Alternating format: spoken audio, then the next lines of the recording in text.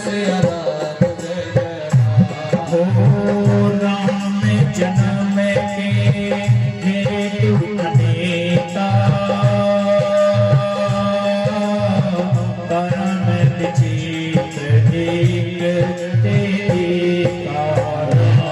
सिया राम जय जय राम। सिया राम जय जय राम। सोई प्रभु मोरे चराचर स्वामी रघुपति समय पूरे अंतर्यामी। राम सिया राम जय जय राम। राम सिया राम जय जय राम। उनके एक कारण नहीं है, उनके तो अनेकों कारण हैं। बोले एक कारण तो ये है कि जय और विजय के श्राप के कारण भगवान ने उनका उद्धार करने के लिए अवतार लिए। बोले ये जय और विजय कौन थे?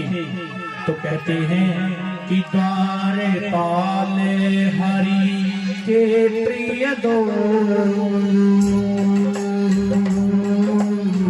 जय और विजय जाने सबको।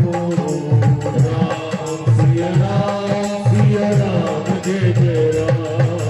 राम सिया राम जय जय राम। द्वारपाल हरि के प्रिय दो जय और विजय जाने सबको।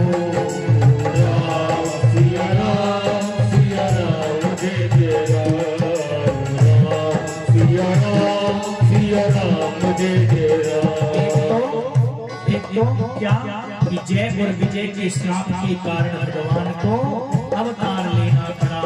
दूसरा बोले दूसरा वृंदा जो थी, जो ये तुलसी थी, इसने भगवान को श्राप दे दिया था, मेरे पति अंधक का तूने वध किया है, तुम्हें भी नारी के विरह में वन वन भटकना पड़ेगा। उसके श्राप को सिद्ध करने के लिए भगवान अवतार लेते हैं। और तीसरा बोले देवी, तीसरा तुम्हारे गुरुजी नारद जी ने भगवान को श्राप दे दिया था, और उस श्राप को सिद्ध करने के लिए भगवान अवतार लेकर आए हैं। जब कहा कि श्राप दे दिया था, तो मैया उमा कहती है हमारे गुरुजी तो भगवान के बड़े भक्त हैं, फिर हमारे गुरुजी ने श्री हरि नारायण को श्राप क्यों दिया? मैया कहती है ओ गिरिजा चकित सुनी, ओ गिरिजा चकित भई सुने वाणी।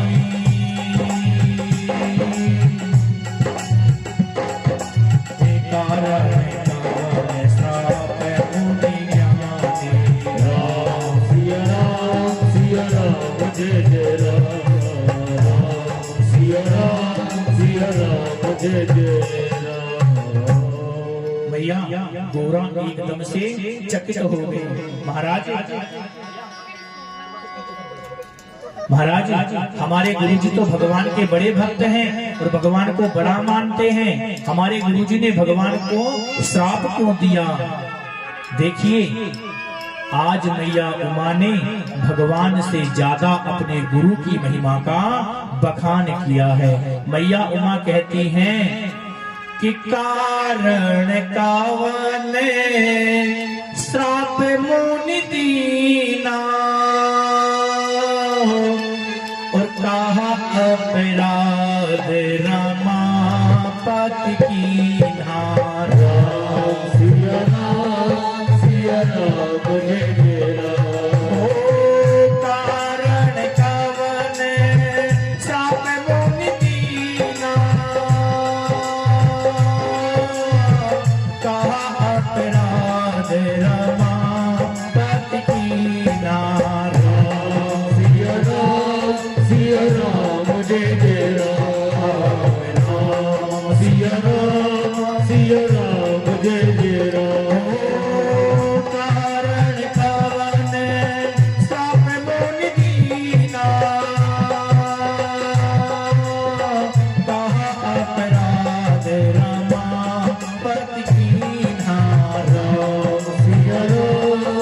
सिया राम जय जय राम, सिया राम जय जय। आज मैया पार्वती कह रही हैं कि हमारे गुरुजी ने श्राप क्यों दिया, ऐसा भगवान ने कौन सा अपराध कर दिया था। देखो आज मैया का नारद जी के ऊपर कितना विश्वास है, गुरुवाणी के ऊपर कितनी दृढ़ता है। तो आज भगवान के लिए कह रही हैं कि हमारे गुरुजी भगवान को श्राप तब ही दे सकते हैं जब भगवान ने कोई अपराध किया हो। का अपराध रमापति कीना। जब छोटा सा बच्चा मैया के पास आता है और मैया से कहता है मैया उस पड़ोसी ने मुझे मारा, तो मैया पहले कहती है बेटा तूने कुछ अपराध या तूने कुछ अपराध किया होगा। आज मैया पार्वती भी भोलेनाथ से कह रहे हैं कि हमारे गुरुजी तो समर्थ हैं, जरूर कुछ ना कुछ अपराध भगवान से बना होगा। कहती हैं कि कारण कवन श्राप मुनि दीना, कहा अपराध रमापति कीना। सिया राम जय जय राम, सिया राम जय जय राम। मंगल भवन अमंगल हारी, उमा सहित जय जपत पुरारी। सिया राम जय जय राम, सिया राम जय जय राम। तो आज भगवान शंकर ने मैया सती को नारद मोह की कथा सुनाई है। नारद मोह बोले देवी एक बार आपके गुरुजी हिमालय पर भ्रमण कर रहे थे, देखिए नारद जी को श्राप लगा हुआ है। गोदोहन में जितना समय लगता है उतने समय से ज्यादा नारद जी महाराज एक जगह है टिक नहीं सकते। कहते हैं ना महाराज बहता पानी और रमता जोगी ही अच्छा रहता है। यदि संत एक जगह रुक जाएंगे तो भी नष्ट हो जाएंगे, और पानी एक जगह रुक जाएगा तो भी धूमिल हो जाएगा। महाराज नारद जी हिमालय पर जब गए तो हिमालय का इतना सुंदर वातावरण था कि चारों तरफ बसंत के समान ऋतु हो रही थी। नारद जी ने सोचा इससे सुंदर स्थान कोई मिल नहीं सकता, और उसी पे नारद जी भगवान का बैठकर तपस्या करने लगे। धीरे धीरे एक दिन व्यतीत हुआ, 2 दिन व्यतीत हुआ, धीरे धीरे बहुत समय जब व्यतीत हो गया तो महाराज इंद्र को भय लगने लगा। इंद्र ने सोचा कि कहीं ये बाबा हमारे सिंहासन के लिए ही तो तप नहीं कर रहा है। महाराज इंद्र को अपने सिंहासन से बड़ा मोह है, वो उस आसन को छोड़ना ही नहीं चाहता, और वैसे भी कोई एक बार कुर्सी पर बैठ जाए तो जल्दी से छोड़ने की इच्छा होती ही नहीं है। और महाराज आज इंद्र घबराने लगा तो इंद्र ने कामदेव से कहा कि जाओ तुम नारद बाबा की समाधि को भंग करो। कामदेव आए और कामदेव ने सारे प्रयत्न करके देख लिए महाराज, लेकिन भगवान की भक्ति में रत नारद जी महाराज को तनिक भी नहीं हिला पाए। और महाराज जब तनिक भी नहीं हिला पाए तो अंत में अपनी मति से काम लिया और जाकर नारद जी के चरणों में गिर गए। और कामदेव कहने लगे महाराज आपके समान तो तप स्वयं भोले बाबा नहीं करते हैं, क्योंकि मैंने उनकी तपस्या छुड़वा दी थी, आपकी तपस्या नहीं छुड़वा पाए। और महाराज कहते हैं कि जब व्यक्ति को जीता नहीं जाता तो उसकी प्रशंसा के पुल इतने बांध देते हैं, इतने बांध देते हैं कि लास्ट में जाकर वो खुद धराशायी हो जाता है। आज भोले बाबा आज कामदेव भगवान नारद की समाधि को नहीं हटा पाए तो आकर उनकी प्रशंसा करने लगे। महाराज प्रशंसा करते करते करते करते इतने प्रफुल्लित हो गए महाराज नारद जी तो कि जिस चीज को छोड़ा था वही चीज अंदर से प्रकट होने लगी। हमारे समान कौन इस संसार में हो सकता है। और भलाई करने लगे, बोले महाराज आप तो साक्षात नारायण के स्वरूप हो गए और प्रसन्न हो गए। अरे वाह, हम मान बढ़ाई जब से आई लगन राम से छूटी, स्वामी स्वामी होने लगी लगन राम से छूटी। महाराज जब बड़ाई आने लगती है, जब प्रशंसा होने लगती है तो व्यक्ति प्रायः अपने मूल को भूल जाता है। लेकिन चाहे जितने ऊंचे पद को प्राप्त कर लेना, हाथ जोड़कर निवेदन करें अपने जन्म भूमि और अपनी जननी और अपने मित्र बचपन के कभी मत भूलना। क्यों? बोले कि जब राघव जी ने लंका पर विजय प्राप्त कर ली थी तो महाराज लक्ष्मण ने कहा भाई ये लंका हमने जीती है, हम इस लंका के अधिपति हैं, इस लंका पर राज्य हम करेंगे। भगवान कि छोटे भाई लक्ष्मण जी तो जीव हैं, तो जीव में मोह स्वाभाविक आ जाता है।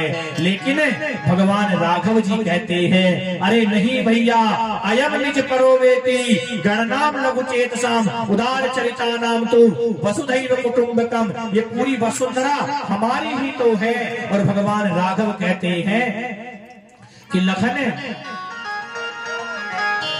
इति स्वर्णमयी लंका न मे रोचते लक्ष्मणा जननी जन्मभूमिश्च स्वर्गादपि गरीयसी। हे लखन ये साधारण सी लंका है, अरे मुझे कोई स्वर्ग का सिंहासन भी देगा तो मैं अपनी अयोध्या के लिए उस सिंहासन को भी छोड़ दूंगा। इसलिए जीवन में कभी जननी और जन्मभूमि को नहीं भूलना चाहिए।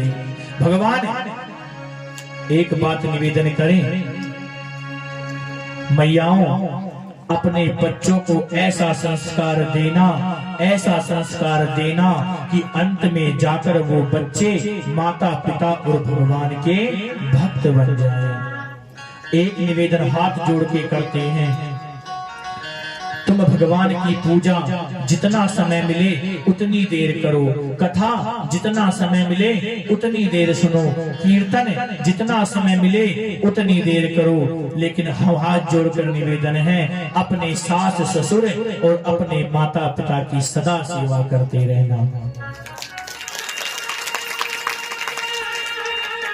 प्रायः क्या होता है, बच्चे जब थोड़े बड़े होने लगते हैं तो जिस जन्म देने वाली मैया ने अपने कोख से उसको जन्म दिया, अपने रक्त से उसको सींच सींच कर बड़ा किया, वो उस माता पिता का उपकार भूल जाते हैं। और दूसरी बात एक और निवेदन करें, मैयाओं का त्याग तो प्रायः देखने के लिए मिल जाता है, लेकिन हो सके तो अपने बच्चों को अपने पिता का भक्त बनाना, क्योंकि पिता का परिश्रम दिखाई नहीं पड़ता, नहीं तो पिता माँ के समान ही बच्चों से प्रेम करते हैं। अरे माँ तो अपने बच्चे को गोद में रखती है कि गोद में रखकर माँ दिखाती है कि बेटा जहाँ तक मैं देख रही हूँ वहाँ तक तू भी देख। इसलिए माँ अपने बच्चे को अपने गोद में रखती है, लेकिन पिता अपने बच्चे को अपने कंधे पर रखता है कि बेटा जीवन में जो मैं नहीं देख पाया उससे आगे तू जाकर देखे।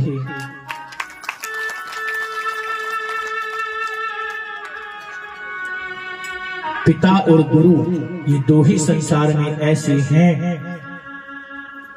जो ये सोचते हैं कि जो जीवन में कर्म हमने नहीं किया वो हमारा शिष्य या हमारा पुत्र जाकर करेगा।